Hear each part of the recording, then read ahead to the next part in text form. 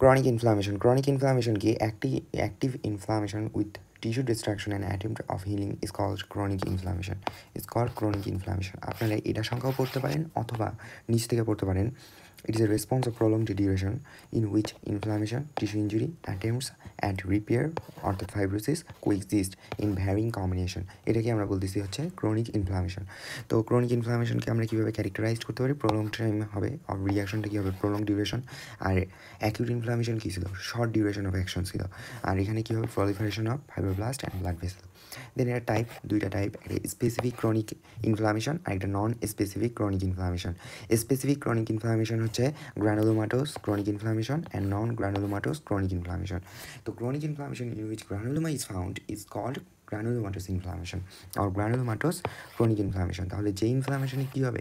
Granuloma form হবে, সেটাকে আমরা বলতেছি গ্রানুলোমাটোস ক্রনিক ইনফ্লামেশন. অন্যদিকে যেটাতে গ্রানুলোমা ফর্ম হবে না সেটাকে আমরা বলতেছি নন গ্রানুলোমাটোস ক্রনিক ইনফ্লামেশন.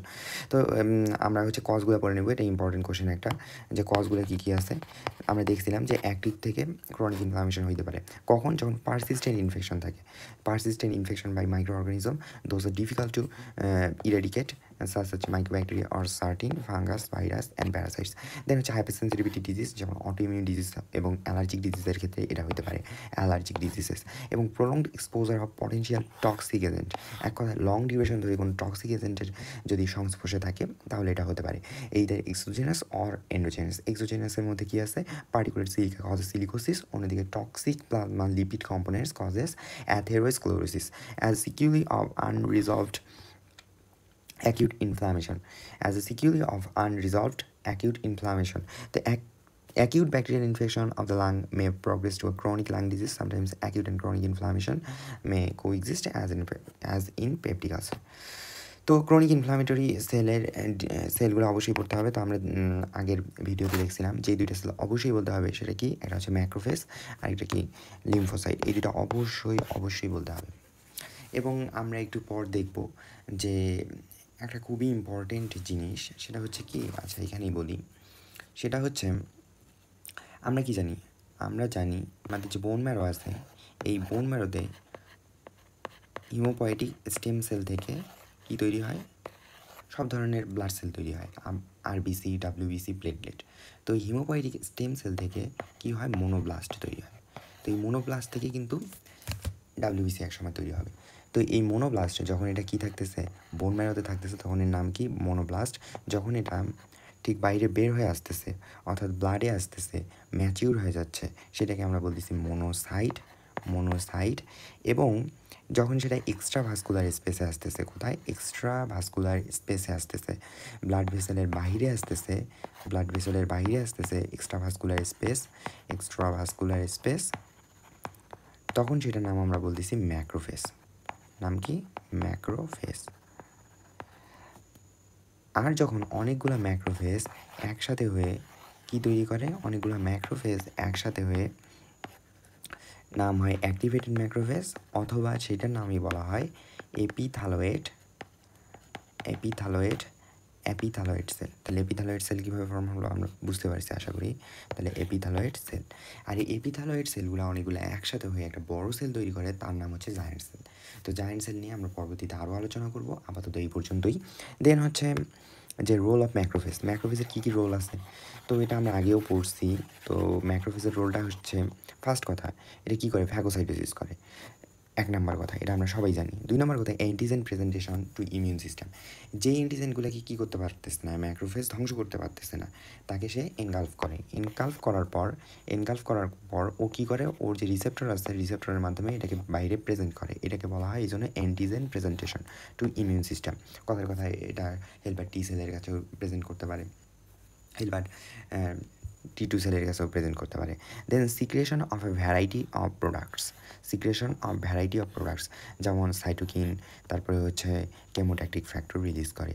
দেন হচ্ছে এই অনেকগুলো ম্যাক্রোফেজ একসাথে মডিফাইড হয়ে কী হতে পারে? এপিথ্যালয়েড সেল তৈরি হতে পারে. এছাড়া কী হতে পারে? Formation of inflammatory giant cell তৈরি হতে পারে. এই অনেকগুলো এপিথ্যালয়েড সেল যুক্ত হয়ে জায়ান্ট সেল ফর্ম করতে পারে. দেন হচ্ছে গ্রানুলোমাটোস ইনফ্লামেশন. তো আমরা ইনফ্লামেশনের একটা ভাগের মধ্যে দেখছিলাম কি গ্রানুলোমাটোস ইনফ্লামেশন, তাহলে এখানে কি গ্রানুলোমা ফর্ম হবে। তো এখানে কি হয়, ফার্স্ট টাইম এটা ইম্পর্টেন্ট একটা কথা যে কি formation of granuloma is a type 4 hyper sensitivity reaction. তো এখানে অ্যান্টিজেনটা ম্যাক্রোফেজ এনকালফ করার পর দেখতেছে এটা ডিগ্রেড করতে পারতেছে না, দেন হচ্ছে এটা প্রেজেন্ট করে কার কাছে, CD4TH1 সেলের কাছে, এক কথা হেল্পার T1 সেলের কাছে প্রেজেন্ট করে। এই হেল্পার T1 সেল অ্যাক্টিভেটেড হয় এবং রিলিজ করে তিনটা জিনিস, এটা হচ্ছে সাইটোকাইন, ইন্টারফেরন গামা এবং ইন্টারলিউকিন 1 এবং 2, ইন্টারলিউকিন 1 এবং 2। তাহলে আমরা দেখলাম কী কী রিলিজ করবে, একটা ইন্টারলিউকিন 1 অ্যান্ড 2, একটা ইন্টারফেরন গামা, আর এটা হচ্ছে TNF আলফা। এই তিনটা ফাংশন করে। তো ইন্টারলিউকিন যেটা 1 আছে, ইন্টারলিউকিন 1 এবং 2 এটা কী করে, টি সেলগুলোকে ব্লাড ভেসেলের বাইরে নিয়ে আসে। অন্যদিকে ইন্টারফেরন গামা ম্যাক্রোফেজ বাইরে বের করে নিয়ে আসে, যখন এক্সট্রাভাস্কুলার স্পেস আসবে নাম হবে ম্যাক্রোফেজ, এবং অনেকগুলো ম্যাক্রোফেজ একসাথে যুক্ত হয়ে তৈরি করে এপিথালোয়েড সেল, অথবা ট্রান্সফর্ম হয়ে কী তৈরি করবে, এপিথালোয়েড সেল তৈরি করবে। এবং TNF গামা এবং TNF alpha promotes fibroblast proliferation, অর্থাৎ ফাইব্রোব্লাস্টগুলোকে বাইরে বের করে আনবে কি TNF আলফা। এই সবগুলো একসাথে সজ্জিত হয়ে তৈরি করবে কি গ্রানুলোমা ফর্ম করবে। তাহলে কি হলো হোল প্রসিডিউরটা যদি আরেকবার বলি, তাহলে কি হলো, ফার্স্টে হচ্ছে ম্যাক্রোফেজ এনকালফ করলো অ্যান্টিডেসেন্টটাকে, ট্রাই টু ডিস্ট্রয় ইট, দেখলো যে এটা পুরোলি ডিগ্রেডেবল, ডিস্ট্রয় করতে পারেনি। This cells fail to digest and degrade the antigen degrade করতে ফেইল হয়েছে। দেন কী করবে, activation of CD4 sell, CD4 সেলের সাথে macrophage fail to deal with the antigen, present antigen to the CD4T lymphocyte and CD4T lymphocyte activated release lymphokines, কি interleukin 1, interleukin 2, interferon gamma and TNF alpha. Release of cytokines interleukin 1 and 2 stimulate proliferation of more T cells, interferon gamma macrophage transferred into epithelial cell and TNF alpha fibroblast proliferation. তো এই হচ্ছে arrangement হইল। এখন অ্যারেঞ্জমেন্টের মাঝখানের দিকে কী থাকে এবং বাইরের দিকে কী থাকে, তাই না? মাঝখানের দিকে দুটো জিনিস থাকবে, epithelial সেল অ্যান্ড হচ্ছে জায়ান্ট সেল। তার চারপাশে কী থাকে, এপিথ্যালয়েড সেল অ্যান্ড জায়ান্ট সেল হচ্ছে মাঝখানে থাকবে, দেন হচ্ছে লিম্ফোসাইটগুলো তার চারপাশে থাকবে। তাহলে কি বললাম, ফার্স্টে হচ্ছে মাঝখানের দিকে থাকে দুইটা cell, epithelioid cell and giant cell, তারপরে চারপাশে এপাশে থাকে হচ্ছে লিম্ফোসাইট, আর তার শেষের দিকে একদম থাকে ফাইব্রোব্লাস্ট। এটাই হচ্ছে গ্রানুলোমা ফর্মেশন। আচ্ছা, নেক্সট আমরা যেটা যাব, তাহলে প্যাথোজেনেসিসটা আমরা বললাম, এটা আপনারা গাইড থেকে এটা পড়তে পারেন, যে causative agent of granuloma, macrophage engulf it and process presented to the helper T lymphocyte, activated helper T cell produce cytokines, interleukin 2 and interferon gamma. আরেকটা TNF আলফা, এটা এখানে লেখা নেই, লিখে নিতে পারেন। Activated macrophage is called epithelial cell and they fuse to form multinucleated giant cell, and this is called accumulation of lymphocyte, plasma cell and fibroblast and causation necrosis may occur. এখন necrosis, এখানে একটা কথা আছে যে এখানে necrosis থাকতেও পারে নাও থাকতে পারে। তো যদি নেক্রোসিস থাকে সেটাকে বলা হয় ক্যাসিয়েটিং গ্রানুলোমা, আর যদি নেক্রোসিস না থাকে সেটাকে বলা হয় নন ক্যাসিয়েটিং গ্রানুলোমা বা হার্ড টিউবারকল বলা হয়, আর এটা হচ্ছে সফট টিউবারকল। তো এই হচ্ছে এখান থেকে ছবিটা আর্ট করতে পারেন। নেক্সট যেটা আমরা পড়বো সেটা হচ্ছে গ্রানুলোমা। তাহলে গ্রানুলোমা কি, microscopic nodular collection of epithelioid cell, is called granuloma. তো গ্রানুলোমা কয় ভাগে ভাগ করা হয়েছে, গ্রানুলোমাকে মেইনলি দুই ভাগে ভাগ করা যায়। তাহলে গ্রানুলোমা আমরা যদি এইভাবে লিখি, গ্রানুলোমাকে দুই ভাগে ভাগ করা যায়, একটা হচ্ছে on the basis of consistency, আর একটা on the basis of pathogenesis.